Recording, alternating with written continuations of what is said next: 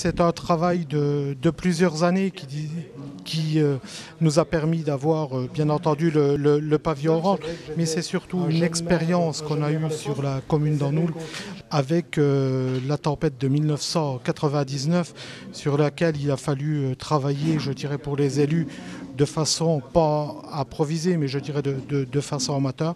Et je crois qu'on a voulu tirer les leçons de ces événements et en se préparant, notre sauvegarde et en mettant des moyens à disposition et des actions concrètes qui peuvent nous permettre d'assister les habitants en cas de crise grave et en travaillant avec tous les acteurs, bien entendu, de la sécurité civile, protection civile, Croix-Rouge, pompiers, voilà.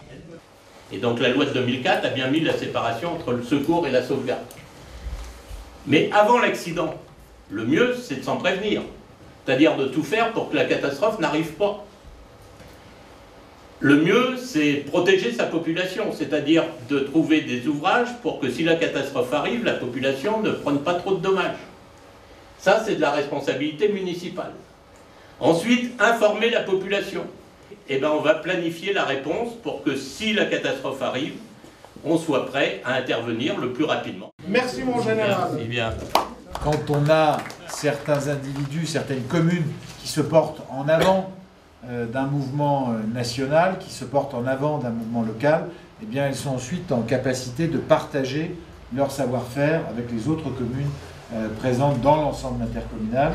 Et à cet égard, ce que j'attends de Monsieur le maire, ce que j'attends des élus aulnois et de la réserve civile et citoyenne d'Anoul, c'est qu'ils soient en capacité de partager ces savoir-faire et surtout de partager cette préoccupation dans d'autres communes, des communes de taille importante, et il y en a dans notre agglomération qui n'ont pas nécessairement de plan de sauvegarde, ou en tout cas pas de plan de sauvegarde actualisé, mais aussi avec des communes de petite taille qui n'ont pas toujours ce type de préoccupation, alors même qu'elles peuvent se trouver dans des situations difficiles elles aussi.